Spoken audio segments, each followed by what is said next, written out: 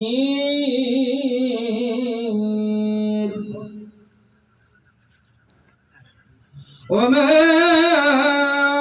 أرسلناك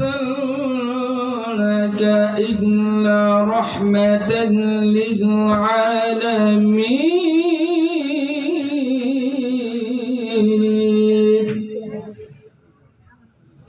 وما خلقت الجن والإنس إلا ليعبدون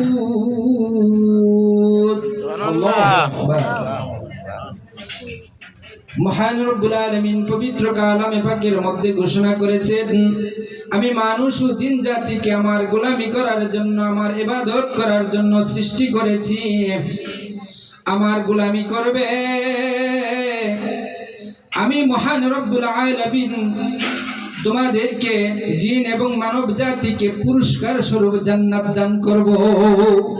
যারা আল্লাহর ইবাদত করবে তাদের ইবাদতের বিনিময় স্বরূপ পুরস্কার স্বরূপ জান্নাত দান করবেন। ঠিক কি না বাজার? আমরা গোলামি ছাড়া তো আর কিছু করতে পারি না। আমরা রব্বুল আলামিনের গোলামি ছাড়া আর কোনো কিছুই আমাদের দ্বারা সম্ভব না। যদিও মহান রব্বুল আলামিন আমাদেরকে প্রতিনিধিত্ব দিয়ে পাঠিয়েছেন, আমাদেরকে একটা ইচ্ছা শক্তি দিয়েছেন। আমরা ইচ্ছা করলে ভালো করতে পারবো, ইচ্ছা করলে মন্দ করতে পারবো। আল্লাহ আমাদেরকে বাধা দিবে না। আমরা যদি দিন রাত 24 ঘন্টা সারা জীবন ভরা যদি মন্দ পথে থাকি, ভুল পথে থাকি, কুপথে থাকি, আল্লাহ আমাদেরকে ফিরাবে না, বাধা দিবে না। কেননা আল্লাহ রব্বুল আলামিন আমাদেরকে নিজের একটা ইচ্ছা শক্তি দিয়ে পাঠিয়েছেন।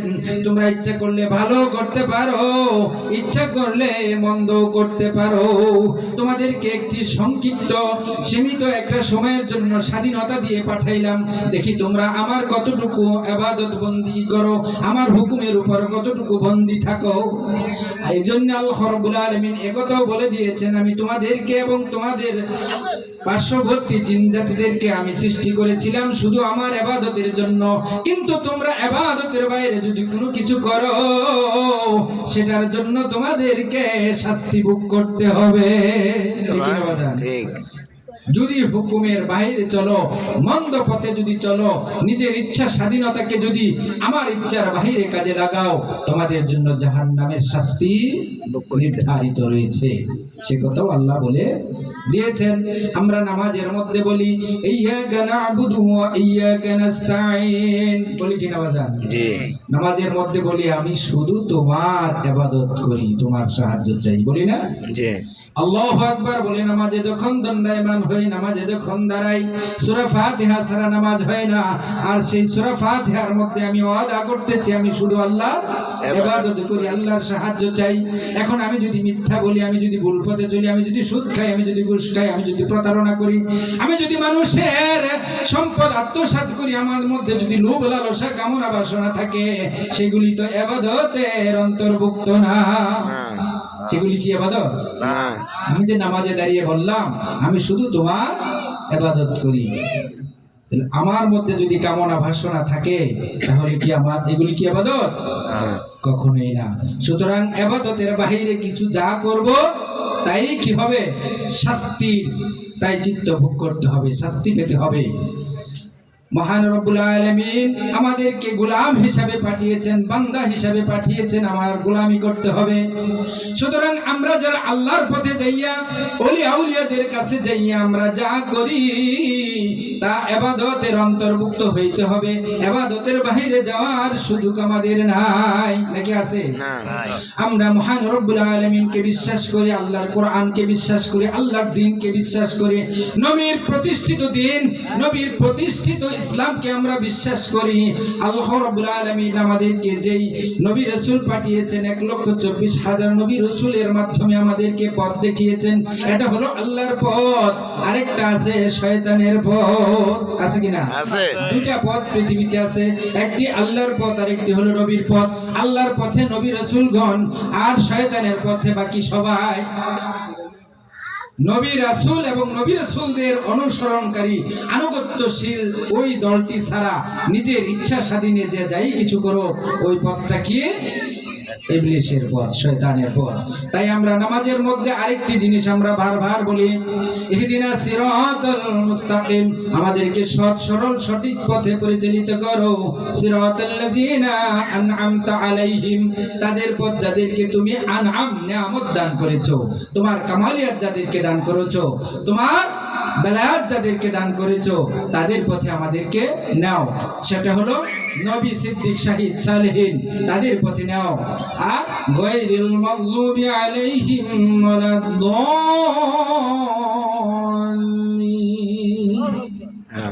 গায়রিল মাগদুবি আলাইহিম ওয়ালাদ-দাল্লিনদের পথে নিও না।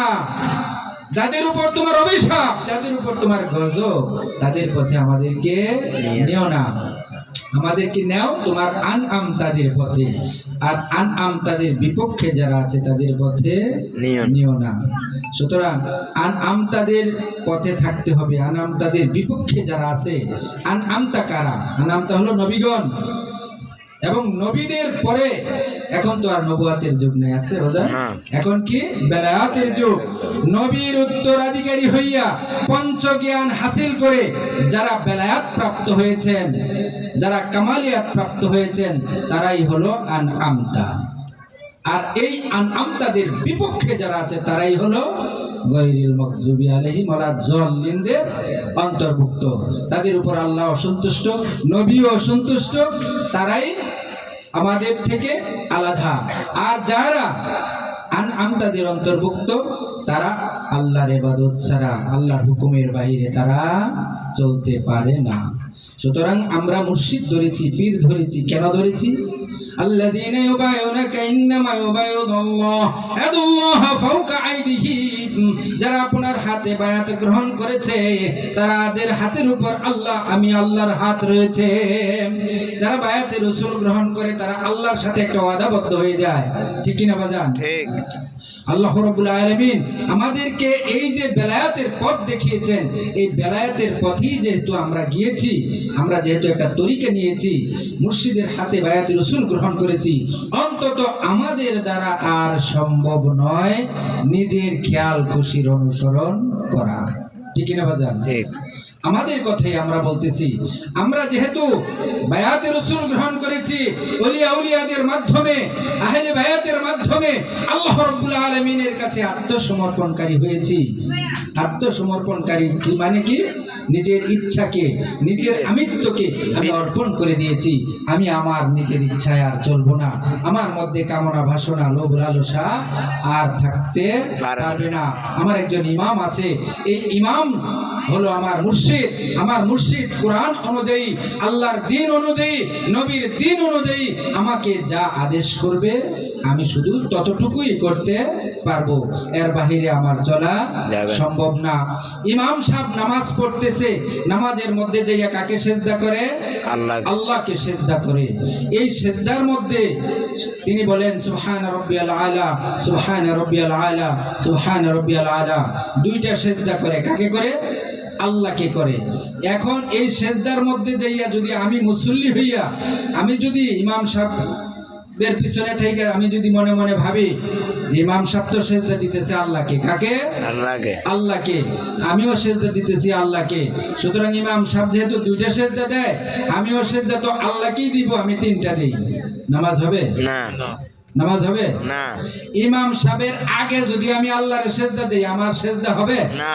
আমার সেজদা আল্লাহ গ্রহণ করবে না। ইমাম সাহেব সেজদা দিব, আল্লাহরই তো দিব, সুতরাং আমি 1 মিনিট 1-5 সেকেন্ড আগে দিয়ে নাই। ইমাম সাহেব সেজদা দিবেন আল্লাহকে, আমিও সেজদা দিব আল্লাহকে, আগে দিলে দোষটা কি? আল্লাহ কি দেখতো না? আল্লাহ কি সেজদা পাবে না? না বাজান। যদি ইমাম সাহেবের আগে মুসল্লি যদি সেজদা দেয় আল্লাহকে, সেই সেজদা আল্লাহ কবুল করবে না। ইমাম সাহেব তাইলে কত গুরুত্বপূর্ণ বিষয়। ইমামের আনুগত্য করা, ইমামের পরে দেওয়া যাবে, আগে দেওয়া যাবে না। ইমাম দুইটা সেজদা দিতেছে, আমাকেও দুইটাই দিতে হবে। 3টা সেজদা আল্লাহকে দিলে আল্লাহ সেটা গ্রহণ করবে না। সুতরাং আল্লাহ আমাদেরকে কি কি শিক্ষা দিতেছেন? এই নামাজের মধ্যে আমাদেরকে আল্লাহ কি শিক্ষা দিতেছেন? আমাদেরকে মুর্শিদ মানতে হবে, একজন ইমাম মানতে হবে, আর ইমামের চাইতে বেশি বুঝলে আল্লাহর ইবাদত হবে না। আমি যাচ্ছি ইবাদতের দিকেই। আল্লাহ আমাদেরকে সৃষ্টি করেছেন ইবাদতের জন্য, আর সেই ইবাদতটা করতে হবে একজন ইমামের মাধ্যমে, ঠিক কিনা বাজান?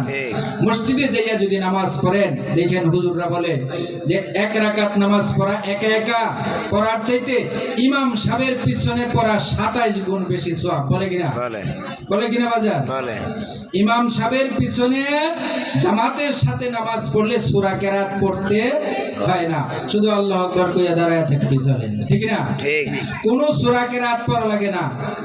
তবু একা একা নামাজের চাইতে ইমামের পিছনে নামাজ পড়া 27 গুণ বেশি সওয়াব, ঠিক না বাজার? ঠিক। তাইলে কেন আল্লাহ এই দিক নির্দেশনা কেন দিয়েছেন? ইমামের মাধ্যমে আল্লাহর ইবাদত বন্দেগীর গুরুত্ব বুঝিয়েছেন, ঠিক কিনা বাজার? ঠিক। ইমামের মাধ্যমে আল্লাহর ইবাদত বন্দেগীর যে কত গুরুত্বপূর্ণ সেই বিষয়টাই আল্লাহ বুঝিয়েছেন। ইমামের আগে সিজদা দিলে যেমন আল্লাহর সিজদা কবুল হবে না, আল্লাহর কাছে এই সিজদা গৃহীত হবে না, ঠিক তেমনি ভাবে আমাদের ইমাম হলো কে? সিরাতাল্লাযিনা আনআমতা আলাইহিম, বেলায়েত প্রাপ্ত মুর্শিদ, বেলায়েত প্রাপ্ত মুর্শিদ। মুর্শিদের মাধ্যমে আমাদের জীবনকে কাজের ইবাদতে পরিণত করতে হবে। মুর্শিদ যেভাবে আল্লাহ রাব্বুল আলামিনের হুকুম আহকামে আদিকে আমাদেরকে দিক নির্দেশনা দিবে, ঠিক সেইভাবে আমাদেরকে চলতে হবে। নিজের ইচ্ছা খেয়াল খুশিতে চলা যাবে না। আল্লাহ পবিত্র কালামে পাকের মধ্যে অনুমানের অনুসরণ করতে, আনুগত্য করতে নিষেধ করেছেন। অনুমানের আনুগত্য করলে চলবে না। অনুমানের আনুগত্য ইবাদত বন্দেগী করলে আল্লাহ কবুল করবে না। আল্লাহ নবী পাঠিয়েছেন, নবীর পরে বেলায়েতের মুর্শিদ পাঠিয়েছেন। সিরাতাল্লাযিনা আনআমতা আলাইহিমদের অন্তর্ভুক্ত সেই পঞ্চজ্ঞানী বেলায়েতের উত্তরাধিকারী মুর্শিদ রয়েছে। সেই মুর্শিদের মাধ্যমে আমাদেরকে চলতে হবে। শুধু তাই নয়, মুর্শিদ যদি দুনিয়া থেকে বিদায় হয়ে যায়, তারপর আমরা জীবন যাপন করব কার মাধ্যমে, সেই ব্যবস্থাও নবীজি রেখে গেছেন। নবীজি যখন বিদায় হজের ভাষণের পর গাদিরে খাওম গিয়ে আবার যখন ভাষণ দিলেন, সেদিন বলে রাখলেন যে আমার পরে আমাকে তোমরা যেইভাবে মাওলা হিসাবে, অভিভাবক হিসাবে আমাকে মান্য করতে, ঠিক তেমনি ভাবে আমি বিদায় নেওয়ার পর, আমি ওফাতের পর আমার আলীকে তোমরা সেইভাবে মান্য করবে। নবীজির পরে নবীজির স্থলাভিষিক্ত অভিভাবক তিনি নির্ধারণ করে গেছেন। এখন কিছু কিছু মানুষ যারা নবীজিকে বিশ্বাস করত, নবীজিকে মান্য করত, তারা বলতেছে যে আমরা তো নবীর হাতে কালমা পড়েছি, নবীর হাতে বায়াত গ্রহণ করেছি, আমরা আবার কেন আলীর হাতে বায়াত হব? আমরা কেন মাওলা আলীর অনুগত্য করব? মাওলা আলীর সাথে দরবদ্ধ ঐক্যবদ্ধ থাকব? আমরা নবীজির অনুসরণ করলেই চলবে। আল্লাহর নবী বলেছেন, আমার পরে যারা আলীকে অমান্য করবে তারা আমার উম্মত থেকে খারিজ, তারা আমার উম্মত থেকে খারিজ। নবীজির হাতে বায়াতে রাসূল গ্রহণ করেছো, বায়াত হয়েছো, ঠিক আছে, কিন্তু এখন তোমাকে অভিভাবক মান্য করতে হবে। তোমার জীবদ্দশায় তুমি যতদিন দুনিয়াতে বাঁচো ততদিন পর্যন্ত তোমার অভিভাবকের প্রয়োজন আছে কিনা? নাই? ভালো মন্দ দিক নির্দেশনা দেওয়ার জন্য নিজের ভুলে বুঝে চললে চলবো না। আমির মাঝে এক আমি থাকে, আমির মাঝে এক আমি থাকে, সেই সে আমিকে চিনতে হবে। আমির মাঝে এক আমি থাকে, চিনলে সে আমি অমর হবি, যাবি সে পরম আমি পুরে। লোহাতে যেমন চুম্বক ঘষিলে সেই লোহাও যায় চুম্বক হয়ে। আত্মবাদন হৃদয় স্পন্দন, আত্মবাদন হৃদয় স্পন্দন, চিনবে সে পরম আমি যে কে। আমির মাঝে আমি থাকে। আল্লাহ আল্লাহ বলছেন মান আরাফা নাফসাহু ফাকাদ আরাফা রাব্বাহু, যে তার নিজকে চিনেছে সে তার রবকে চিনেছে।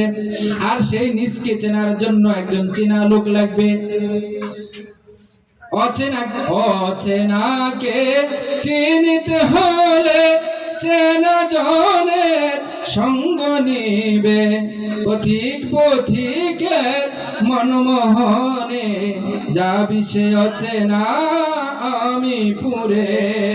আপনি এখন ঢাকা যাইবেন অথবা মক্কা মদিনায় যাইবেন, আজমির শরীফ যাইবেন, যা শাহজালাল জীবনে কোনোদিন যায় নাই, যান নাই।